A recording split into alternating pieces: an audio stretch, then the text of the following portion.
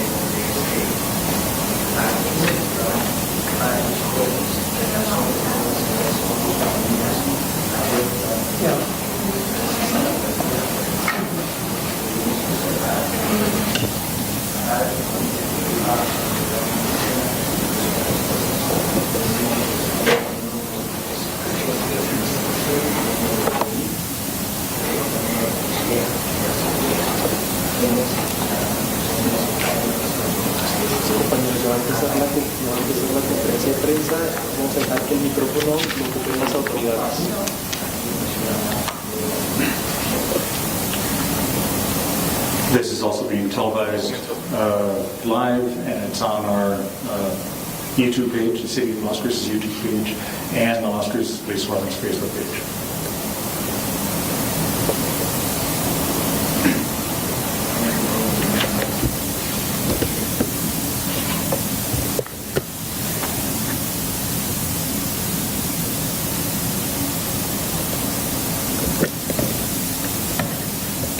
You're live. Good morning, and thank you for joining us here today. We're here to talk about the incident that occurred last night at Young Park here in Las Cruces. We're going to have several speakers. Mayor and Eric Enriquez will be speaking, along with Police Chief Jeremy Story and Fire Chief Michael Daniels. As I mentioned earlier, we'll be able to take questions, limited questions, following the news conference, and the subject expert will speak on that part to help answer that question. But for now, here's Mayor Eric Enriquez.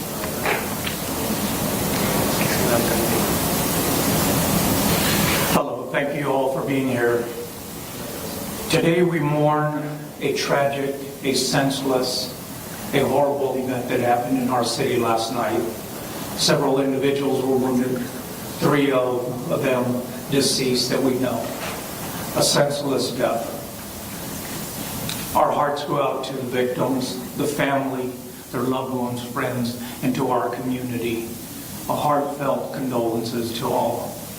This is a sad day for our community, as I've said. There's no place for violence like this in our community, and we will continue to work tirelessly to make our community safe with our Las Cruces Police Department and the other agencies. I want to thank the other agencies that responded last night, FBI, ATF, Doña County, State Police. All the agencies came together to assist our local police department and our fire department that responded. But I want to ask the community to gather together, to stand strong and united as we try to heal and face this tragic event that took place in our city. We need to stand strong. We need to come together. So please help us to heal, and join me in my thoughts and prayers for the families and those lives that have been lost. Thank you. And thank you, Mayor. Now, Las Cruces Police Chief Jeremy Story.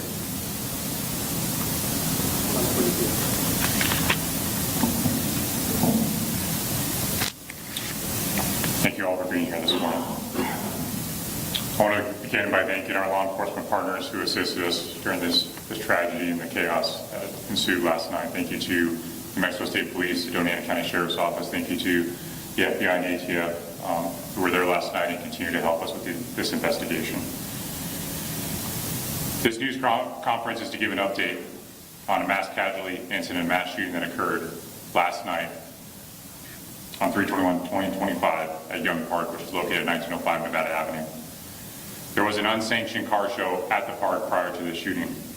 The call for the gunshot victims came in at approximately 10:10 p.m., again on 3/21/2025. The investigation so far reveals that there is an altercation between two groups of people, and that altercation escalated to gunfire between both groups. Several other people were also injured in the crossfire. Officers arrived on the scene and began treating people immediately while trying to deal with the chaos of that situation. Bystanders, some of them had already started administering treatment. Las Cruces Fire arrived very quickly, and they began immediately rendering aid despite the fact that the scene was not secure yet.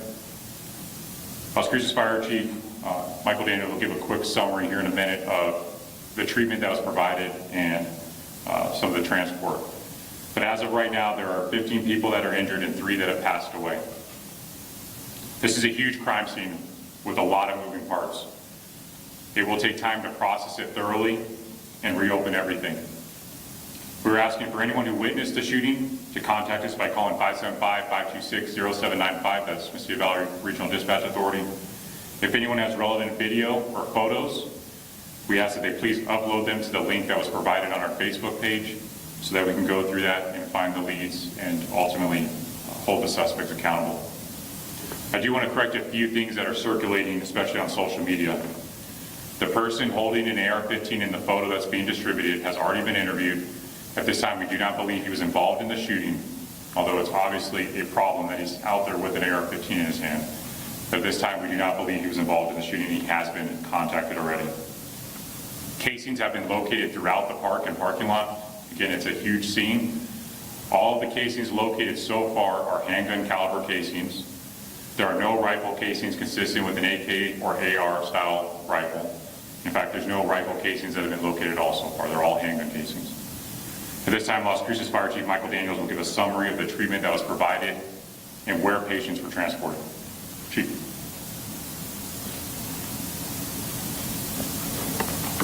Good morning and thank you. As of right now, last night we had 25 members of Las Cruces Fire Department that responded to the incident. We had members from our local partners, American Medical Response, and Native Air, who assisted in the transport and movement of victims, as well as all 3 local hospitals affected. As Chief Story said, we have 18 total victims, and as reported in the news release, ages ranging 16 to 36. 7 patients were treated on scene. 11 patients presented to local departments. 2 were pronounced dead on scene. 4 were transported locally, and 1 was flown to El Paso for treatment. The overall status that we have for right now is 3 patients are deceased. 7 have been sent from local hospitals to El Paso for further treatment. 4 patients have been treated and released, and we don't have a status for the remaining 4 patients at this time. We're waiting on updates from our local hospitals. Thank you. Thank you, Chief. This horrendous, senseless act is a stark reminder of the blatant disregard people in New Mexico have for the rule of law and order. It's also a reminder of the utter lack of fear of accountability in New Mexico. As angry as I am right now, this news conference will not be political. There will come a time to talk about the failures that led to this tragedy and so many others in New Mexico, but now is not that time. There are 3 priorities right now. The first priority is to support the families and loved ones of those who are affected. Some of them need prayers as they go through the loss of a loved one and they grieve. Others need your prayers as their loved ones fight for their lives in hospitals throughout the borderland. There are a lot of hurting people right now in our community. Our next focus is the apprehension of those involved and those responsible for this atrocity. We will find each and every one of them, and we will hold them accountable to the criminal justice system. We also need to do a thorough and meticulously documented investigation. This goes hand in hand with holding those people responsible and accountable. There's still a lot that is unknown and being pieced together. And we will try to answer the questions we can, but we will not speculate or give opinions that are not based on facts. And one last thing I want to say before we get to questions is I'm very proud of the response of not only our officers, but our firefighters disregarding their own safety to provide treatment and ultimately, I believe, saving several lives by rushing in spite of the fact that they did not know it was safe to do so. So again, Chief, hats off to your firefighters. And actually, before we get to questions for any of our speakers, I would like to mention that Las Cruces Police and the City of Las Cruces are partnering with the Community Foundation of Southern New Mexico. They are will be holding a fundraiser for the victims of this incident. We'll have the information on this live feed, and then I'll be able to get that information to our Facebook page, the Las Cruces Police Department's Facebook page later on today. If you would, when I come up to you, mention your name and your affiliation, and then ask your question. And we'll start over here on this side. And while Dan is doing that, we'll try to have the appropriate person answer the question if we can, again, based on what we know at this time. Hi there, this is John Coker with KRWG Public Media. I was just wondering, you mentioned there was an altercation between two groups. Has there been any arrests in connection with what happened last night, or anyone detained? There have not been arrests or anyone detained. We have leads that we're pursuing, but we are also asking the public or anyone that might have information to please provide that to assist us. Algernon Damassa, Albuquerque Journal. Do you have a sense of how many casings have been collected so far?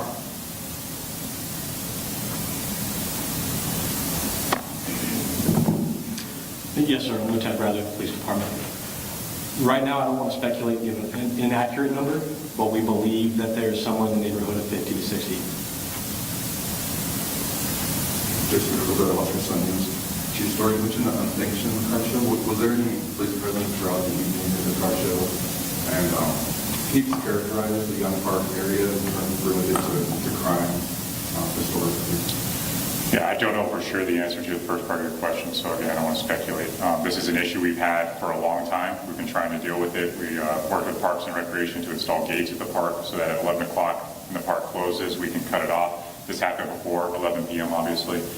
But that area has been troubled with crime more so in recent years, and I spoke about it during an interim committee meeting recently about the level of violence we've seen in that park. So in spite of some of the efforts, we are still struggling with that, obviously. Selena Madrid, KPOD 14. Can you just quickly confirm, was it 14 or 15 injured? So 15 injured and 3 deceased as of right now. Okay, and then could you just elaborate a little bit more on these unsanctioned car shows? Are they a pretty big problem in our area? They are, and they've kind of ebbed and flowed, partly with weather and other things, but so they've become an issue. We've kind of dealt with it, done some projects, and then they're less of an issue, and then they kind of creep back up. But definitely a problem. Jesus Salazar, KTSM News. The people who were killed, do we know if they were exchanging gunfire or running away as the shots were being fired? I cannot answer that. Lieutenant Bradley can provide not this time that we can verify. Algernon again, Albuquerque Journal. How does LCPD handle car shows? Gatherings are legal, and at a certain point, do police intervene? And do you anticipate changing how that is approached subsequent to this incident? Well, those are difficult circumstances. For one, I'm not going to send a single officer in to deal with something like that. And so I have to have the resources to be able to handle it effectively. And that means if they were just gathering and nothing was occurring that was illegal, then I have no issue with that. The problem is what tends to occur is a lot of illegal behavior with the vehicles. And then also, in this case, I mean, there were firearms throughout this entire event. Some that were used in the shooting and just people with firearms willy-nilly throughout the hours leading up to it, based on the video that's been provided so far to us. And so dealing with them is difficult, but we have to deal with them with resources, take enforcement action.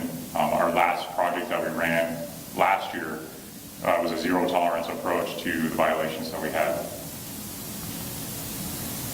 And then, what is your message to the community? Obviously, a lot of information circulating online. We're seeing a lot of video. You mentioned the correction for the person that was holding that weapon. Can you just, what is your message to them in regards to putting that information on social media? Is it harmful to the investigation at all? Selena with KPOD 14. So it can go both ways, and I understand people's one, people are trying to help, and we appreciate that. So what I would ask is that if they're circulating and posting it, to at least share it with us through the link so that we ensure that we have it. But just be careful what you post, because I'm sure most of them don't want to or are not intentionally hampering the investigation.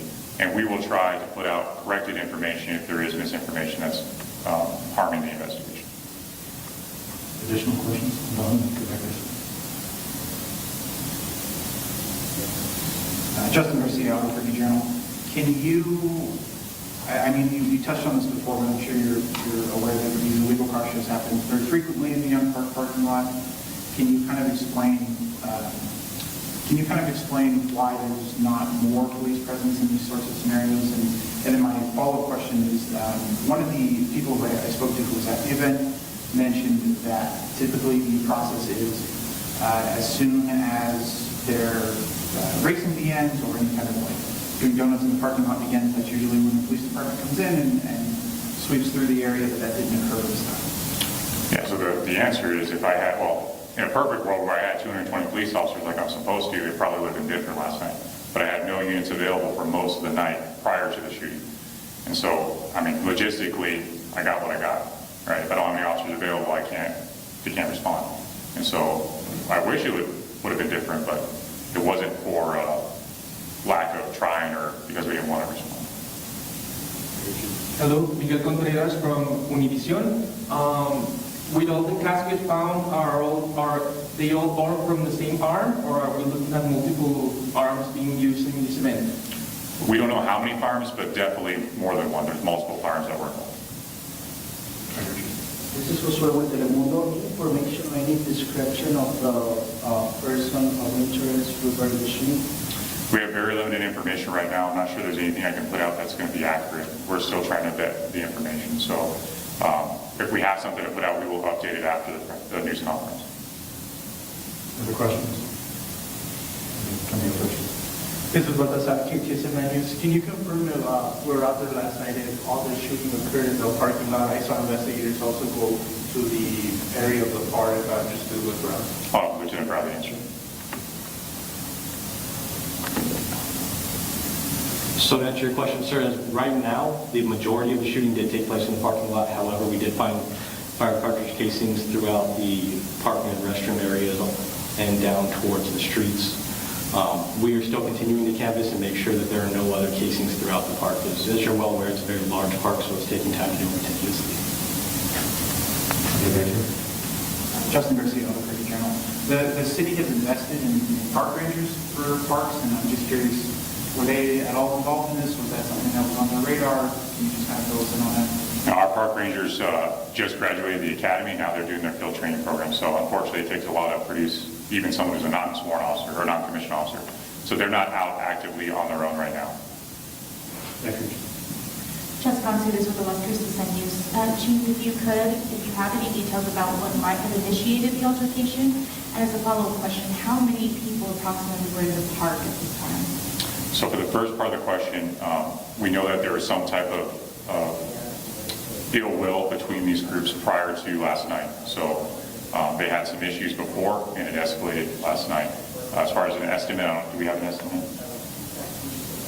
Approximately 200, but again, that's an approximation.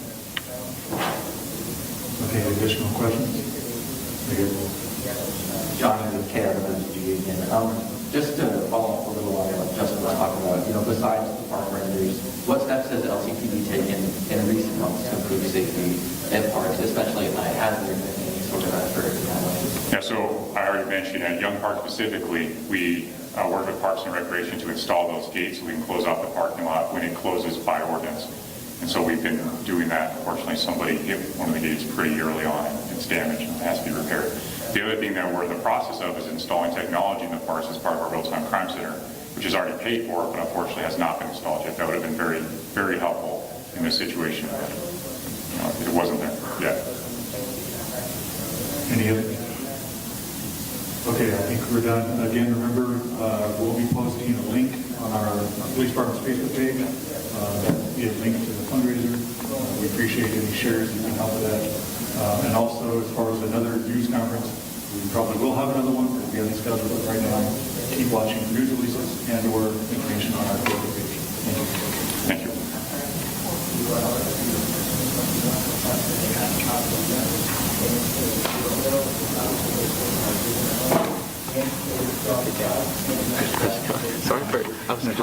sometimes I